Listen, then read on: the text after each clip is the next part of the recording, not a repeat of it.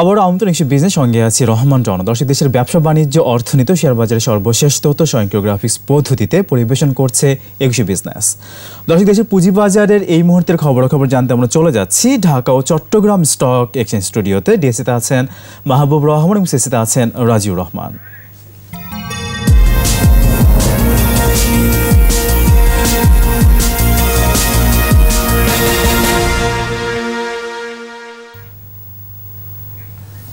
রহমান রনু, আপনাকে ধন্যবাদ। প্রায় 1.5 ঘন্টা লেনদেন হয়েছে ঢাকা স্টক এক্সচেঞ্জে। দেখা যাচ্ছে দিনের শুরু থেকে এখনো পর্যন্ত প্রায় নেগেটিভ ট্রেন্ডের মধ্য দিয়ে চলছে লেনদেন। ডিএসসির প্রধান ইন্ডেক্সটি এখন ব্রেক ইভেন পয়েন্টে থেকে ৩,৯৬৩ পয়েন্ট অবস্থান করছে। এসি ইন্ডেক্সটি নেগেটিভ অবস্থানে রয়েছে, 1 পয়েন্ট নেগেটিভ থেকে 918 পয়েন্ট অবস্থান করছে এবং 30 ইন্ডেক্সটিও ব্রেক ইভেন পয়েন্টে রয়েছে। এই মুহূর্তে অবস্থান করছে ১৩২৬ পয়েন্টে। এখনও পর্যন্ত লেনদেন হয়েছে প্রায় ১৯ কোটি টাকা। যে কটি প্রতিষ্ঠানের মধ্যে লেনদেন হচ্ছে তাদের মধ্যে দেখা যাচ্ছে ১৭টি প্রতিষ্ঠান দর হারিয়ে লেনদেন হচ্ছে, 18টি প্রতিষ্ঠান দর বৃদ্ধি পেয়ে লেনদেন হচ্ছে, অন্যদিকে ১৭৭টি প্রতিষ্ঠানের দর অপরিবর্তিত রয়েছে।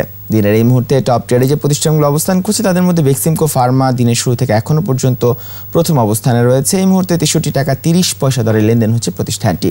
পরবর্তী অবস্থানগুলোতে রয়েছে GlaxoSmithKline, Bangladesh submarine cable and company limited, ফিট, এছাড়া রয়েছে PF first mutual fund, Linde BD, Square Pharma, NCC bank এবং রেকিট বেংকিজার।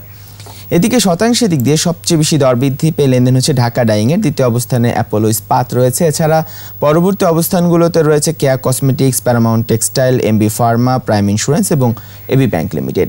এদিকে শতাংশের দিক দিয়ে সবচেয়ে বেশি দর হারিয়ে পিএফ ফার্স্ট মিউচুয়াল ফান্ড রয়েছে প্রথম অবস্থানে, বেক্সিমকো সিনথেটিক রয়েছে দ্বিতীয় অবস্থানে। পরবর্তী অবস্থানগুলোতে রয়েছে তশরিফা ইন্ডাস্ট্রি, বিডি ওয়েল্ডিং, এছাড়া রয়েছে সোনালী আশ, দেশ গার্মেন্টস এবং রেকিট বেংকিজার।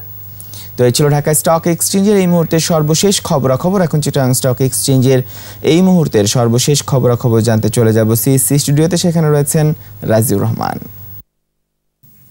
ধন্যবাদ মাহবুব রহমান আপনাকে। এই মুহূর্তে কিছুটা পজিটিভ ট্রেন্ড লক্ষ্য করা যাচ্ছে চিটাগাং স্টক এক্সচেঞ্জে এবং সিএসসির প্রধান ইন্ডেক্সটি 4 পয়েন্ট বৃদ্ধি পেয়েছে, ১১,২৫২ পয়েন্টে দাঁড়িয়েছে এবং এই মুহূর্তে লেনদেনের পরিমাণ ছাড়িয়েছে 10,61,00,০০০ টাকার বেশি। লেনদেন হওয়া প্রতিষ্ঠান এবং মিউচুয়াল ফান্ডগুলোর মধ্যে এখনও পর্যন্ত অপরিবর্তিত থাকা প্রতিষ্ঠানের সংখ্যা বেশি রয়েছে। এই মুহূর্তে দর অপরিবর্তিত রয়েছে ৪৫টি প্রতিষ্ঠানের, দর বৃদ্ধি পেয়েছে 9টির এবং 8টি প্রতিষ্ঠানের দর হারিয়ে লেনদেন হচ্ছে এই মুহূর্তে। এবং টপ ট্রেডের তালিকায় থাকা প্রতিষ্ঠানগুলোর মধ্যে প্রথমেই অবস্থান করছে এক্সিম ব্যাংক, বেক্সিমকো রয়েছে দ্বিতীয় অবস্থানে, আর পরবর্তী অবস্থানগুলোতে রয়েছে বেক্সিমকো ফার্মা, এনসিসি ব্যাংক, কেয়া কসমেটিক্স এবং স্কয়ার ফার্মাসিউটিক্যালস। এছাড়া টপ গেইনার্সের তালিকায় এই মুহূর্তে ঢাকা ডাইং রয়েছে প্রথমেই, পরবর্তীতে রয়েছে ডেসকো, অ্যাপোলো ইস্পাত, এবি ব্যাংক এবং এসিআই। অন্যদিকে শতাংশের দিক থেকে সবচেয়ে বেশি দর হারিয়ে টপ লুজার্সের তালিকায় যে প্রতিষ্ঠানগুলো অবস্থান করছে, বেক্সিমকো সিনথেটিক তাদের মধ্যে প্রথমেই রয়েছে এবং এই মুহূর্তে 7.35% দর হারিয়েছে প্রতিষ্ঠানটির। পরবর্তী অবস্থানগুলোতে রয়েছে PF first mutual fund, NTC social ইসলামী ব্যাংক লিমিটেড, লিন্ডে বিডি এবং JMI syringe and medical devices. এবং এই ছিল আমার কাছে থাকা চিটাগাং স্টক এক্সচেঞ্জের এই মুহূর্তে সর্বশেষ খবরাখবর। এখন ফিরে যাচ্ছি ২১-এর মূল স্টুডিওতে। মাহবুব ও রাজির, আপনাদেরকে অনেক ধন্যবাদ। এবার দেখে নিচ্ছি দেশের পুঁজিবাজার কিছু টুকরো খবর নিয়ে শেয়ার বাজার ফ্ল্যাশ। ওয়ালটন হাইটেক ইন্ডাস্ট্রিজ লিমিটেডের আইপিও অনুমোদন করেছে পুঁজিবাজার নিয়ন্ত্রক সংস্থা বিএসইসি। বুক বিল্ডিং পদ্ধতিতে আইপিওর মাধ্যমে কোম্পানিটি পুঁজিবাজার থেকে ১০০ কোটি টাকা মূলধন সংগ্রহ করবে। সিকিউরিটিজ আইন অমান্য করায় তালিকাভুক্ত কোম্পানি ইনটেক লিমিটেডের প্রত্যেক শেয়ারধারী পরিচালককে ২৫ লাখ টাকা এবং এমআই সিমেন্ট ফ্যাক্টরি লিমিটেডের প্রত্যেক পরিচালককে ১০ লাখ টাকা করে জরিমানা করেছে বিএসইসি। সিকিউরিটিজ আইন লঙ্ঘন করায় আইপিওর জন্য আবেদনকারী কোম্পানি আল ফারুক ব্যাগস লিমিটেডকে ১০ লাখ, কোম্পানিটির ২ ইস্যু ম্যানেজারকে মোট ১০ লাখ ও এক নিরীক্ষা প্রতিষ্ঠানকে ২ লাখ টাকা জরিমানা করেছে বিএসইসি। ৪০০ কোটি টাকা করে নন কনভার্টেবল বন্ড ইস্যুর অনুমোদন পেয়েছে যমুনা ব্যাংক ও দ্য সিটি ব্যাংক লিমিটেড। পুঁজিবাজারে তালিকাভুক্ত প্রতিষ্ঠান আইএফআইসি ব্যাংক লিমিটেডের পরিচালনা পর্ষদের সভা অনুষ্ঠিত হবে আজ ২৪শে জুন। সভায় ৩১শে ডিসেম্বর ২০১৯ সমাপ্ত বছরের জন্য ডিভিডেন্ডের সুপারিশ আসতে পারে। পুঁজিবাজারে তালিকাভুক্ত প্রতিষ্ঠান আল আরাফা ইসলামী ব্যাংক ও ওয়ান ব্যাংক লিমিটেডের পরিচালনা পর্ষদের সভা অনুষ্ঠিত হবে আগামীকাল ২৫শে জুন। সভায় ৩১শে ডিসেম্বর ২০১৯ সমাপ্ত বছরের জন্য ডিভিডেন্ডের সুপারিশ আসতে পারে। পুঁজিবাজারে তালিকাভুক্ত প্রতিষ্ঠান মেঘনা সিমেন্ট, বিএসআরএম স্টিলস ও বিএসআরএম লিমিটেডের পরিচালনা পর্ষদের সভা অনুষ্ঠিত হবে আগামীকাল 25শে জুন। সভায় তৃতীয় প্রান্তিকের অনিরীক্ষিত আর্থিক প্রতিবেদন পর্যালোচনা করা হবে। পুঁজিবাজারে তালিকাভুক্ত প্রতিষ্ঠান ইসলামী ব্যাংক বাংলাদেশ লিমিটেডের পরিচালনা পর্ষদের সভা অনুষ্ঠিত হবে আগামী 27শে জুন। সভায় 31শে ডিসেম্বর 2019 সমাপ্ত বছরের জন্য ডিভিডেন্ডের সুপারিশ আসতে পারে। পুঁজিবাজারে তালিকাভুক্ত প্রতিষ্ঠান Rupali bank, premier bank, United commercial bank ও পপুলার লাইফ ইন্স্যুরেন্স কোম্পানি লিমিটেডের পরিচালনা পর্ষদের সভা অনুষ্ঠিত হবে আগামী 28শে জুন। সভায় 31শে ডিসেম্বর 2019 সমাপ্ত বছরের জন্য ডিভিডেন্ডের সুপারিশ আসতে পারে।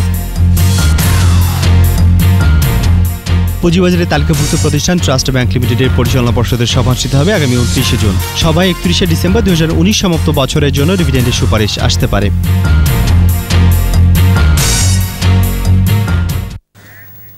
দর্শক, এবার নিচ্ছি একটা বিরতি, ফিরে আসবো একটু পরে, আমাদের সঙ্গেই থাকুন।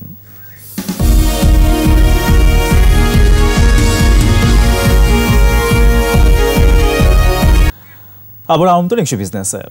দর্শক, এখন রয়েছে দেশের পুঁজিবাজার পরিস্থিতি ও প্রস্তাবিত বাজেট নিয়ে বিশেষ আলোচনা। আর এই আলোচনায় আমাদের সঙ্গে যুক্ত হচ্ছেন ভিআইপিবি অ্যাসেট ম্যানেজমেন্ট কোম্পানি লিমিটেডের প্রধান নির্বাহী ও সিএফএ সোসাইটি বাংলাদেশের প্রেসিডেন্ট শহীদুল ইসলাম। জনাব শহীদুল ইসলাম, আপনাকে স্বাগত ইস্যু বিজনেসে। Thank you Rana, thank you. আপনি সিএফএ সোসাইটির প্রেসিডেন্ট, আপনার কাছে একটু জানতে চাই, পুঁজিবাজার নিয়ে জানবো, তার আগে একটু জানবো যে এই করোনা সংকটে ওভারঅল ইকোনমিকে আপনি কিভাবে দেখছেন, সামনে মনিটারি পলিসি কেমন হতে পারে, কেমন প্রত্যাশা, সেটার প্রভাবটাই আসলে পুঁজিবাজারে কেমন, সবকিছু মিলে একটু জানতে চাচ্ছি। না দেখেন রানা, আসলে যেটা হচ্ছে যে এখন তো লকডাউনের কারণে অ্যাক্টিভিটিজ অনেক স্লো ডাউন ছিল, ইকোনমিক অনেক ব্যবসা বাণিজ্য ঠিক মতো অপারেট করতে পারে নাই, এক্সপোর্ট ইম্পোর্ট অ্যাক্টিভিটি ছিল না, দোকানপাট বন্ধ ছিল, অনেক ফ্যাক্টরি বন্ধ ছিল। তো সেটা তো একটা স্থবিরতা অর্থনীতিতে ছিল, তার একটা ইম্প্যাক্ট আছে। আর পুঁজিবাজার তো অ্যাকচুয়ালি অর্থনীতির রিফ্লেকশন, সুতরাং ইকোনমিক অ্যাক্টিভিটি যদি হয়, কোম্পানি যদি প্রফিট হয়, তাহলে পুঁজিবাজার ভালো পারফর্ম করার কথা। তো এখন যেটা বললেন, এই যে প্রবলেমগুলো আমরা দেখতে পাচ্ছি আমাদের অর্থনীতিতে, যে প্রবলেমটা সেটা হচ্ছে যে এই করোনার কারণে যে অর্থনীতিতে একটু স্লো ডাউন, সেগুলোকে অ্যাড্রেস করার জন্য আমাদের কিছু পলিসি মেজার্স গভর্নমেন্ট নিয়েছেন। ফিসক্যাল পলিসি মেজার্স, গভর্নমেন্ট অনেক বিজনেসকে সাপোর্ট দিচ্ছে, তাদের লোনের ইন্টারেস্ট রেট গভর্নমেন্ট কমায় দিচ্ছেন। এছাড়া অনেক মনিটারি পলিসি মেজারও আমরা দেখতে পাচ্ছি, অলরেডি কিছুটা এক্সপানশনারি মনিটারি পলিসি হচ্ছে। আপনার ইন্টারেস্ট রেটস হোপফুলি কমে যাবে। বাংলাদেশ ব্যাংক মানি সাপ্লাই বাড়ায় দিচ্ছে, রিপোর মাধ্যমে মানি সাপ্লাই বাড়তেছে। অনেক বাংলাদেশ ব্যাংক অনেক রিফাইন্যান্সিং করতেছে, যেগুলো হয়তো এগুলোর পরিমাণ আরো বাড়বে। এগুলো বাড়ার কারণে যেটা হবে যে অর্থনীতিতে আপনার লিকুইডিটি বাড়বে, ইন্টারেস্ট রেট কমে যাবে, বিজনেস হয়তো অনেক কম ইন্টারেস্ট রেটে লোন পাবে। আর যে জিনিসটা হবে সেটা হচ্ছে যে আপনার পুঁজিবাজারেও মানুষ হোপফুলি তারা ফিরে আসবে, কারণ ব্যাংকের ডিপোজিট রেট যদি কম হয়, যদি ইন্টারেস্ট রেট যদি কম হয়, মানুষের ভালো রিটার্নের জন্য ভালো কোম্পানিতে তারা হয়তো লং টার্ম, তারা শেয়ার মার্কেটে ভালো কোম্পানিতে তারা ইনভেস্ট করবে। তো সুতরাং অবশ্যই আমাদের অর্থনীতি কিছুটা ধাক্কা অনেকটা খেয়েছে, বাট এরপরে যেটা হচ্ছে যে পলিসি মেজারের কারণে, আর যদি করোনা প্রবলেমটা যদি হোপফুলি ইনশাল্লাহ নেক্সট 2-3 মান্থস এর মধ্যে যদি একটা সমাধান হয়ে যায়, যদি ইনফেকশন রেটস যদি ড্রাস্টিক্যালি কমে যায়, নর্মাল যদি বিজনেস অ্যাক্টিভিটি যদি শুরু হয়, তাহলে এই সমস্ত পলিসি মেজার্স যেগুলো নেওয়া হয়েছে, ফিসক্যাল এন্ড মনিটারি মেজার্স, এগুলোর রেজাল্টস আমরা পাবো এবং আপনি দেখবেন যে হোপফুলি অ্যাক্টিভিটিস আগের লেভেলে চলে যাবে। তো সেটা নিয়ে আমরা আশাবাদী। আচ্ছা, তো করোনার সংকটে আসলে বিনিয়োগকারীদের জন্য কি আসলে উপদেশ থাকবে, কি পরামর্শ থাকবে, আসলে বিনিয়োগ কৌশলটা আসলে কেমন হতে পারে, কি মনে করছেন? না, এখন দেখেন না, বিনিয়োগকারীদের জন্য এটা সবার জন্য এটা একটা বড় ধরনের ধাক্কা।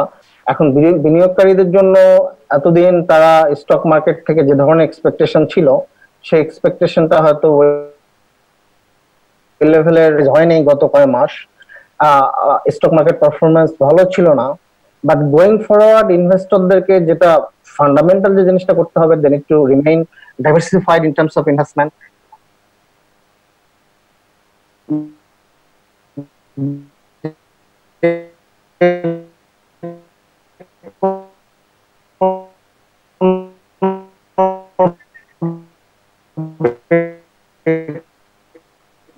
ডাইভার্সিফাইড ইনভেস্ট করবে, শেয়ার মার্কেটে, কিছুটা করবে তার ব্যাংক ডিপোজিটে, সেভিং সার্টিফিকেটসে, সেটা করবে। আর একটা জিনিস যেটা দরকার সেটা হচ্ছে যে একটু লং টার্ম ওরিয়েন্টেশন দরকার ইনভেস্টমেন্টে, কারণ এই সময়ে যেটা হয় মার্কেটে কিছুটা ইনস্টেবিলিটি আছে, মানুষের মধ্যে কনফিডেন্সের অনেকের ঘাটতি আছে, অনেক মানুষ আসলে এই যে প্রবলেমটা করোনার কারণে যে সমস্যাগুলো হচ্ছে, এই প্রবলেমটা আসলে আমরা প্রসেস করতে we are not use to it. এই ধরনের সমস্যা কিন্তু আমরা দেখিনি গত 100 বছরে, এ ধরনের প্যান্ডেমিক হয়নি। তো এর কারণে মার্কেটের ওভার রিয়াকশন আছে, মার্কেটে আন্ডার রিয়াকশন আছে। তো এই জিনিসগুলোকে অ্যাভয়েড করতে হবে ইনভেস্টরদেরকে। এই জিনিসগুলোকে মানে কুইক রিয়াক্ট করা যাবে না, তবে একটু প্যাশেন্স রাখতে হবে। এবং যদি অর্থনীতি যদি তার মানে গতিতে ফিরে আসে, যে সমস্ত পলিসি মেজার নেওয়া হয়েছে সেগুলো যদি প্রপারলি ওয়ার্ক করে, আপনি দেখবেন যে আবার থিংস আগের মতোই হবে বা আগের চেয়ে ভালো হবে ইনশাল্লাহ। কারণ আমাদের স্টক মার্কেট তো আসলে গত 9-10 বছর ভালো পারফর্ম করেনি।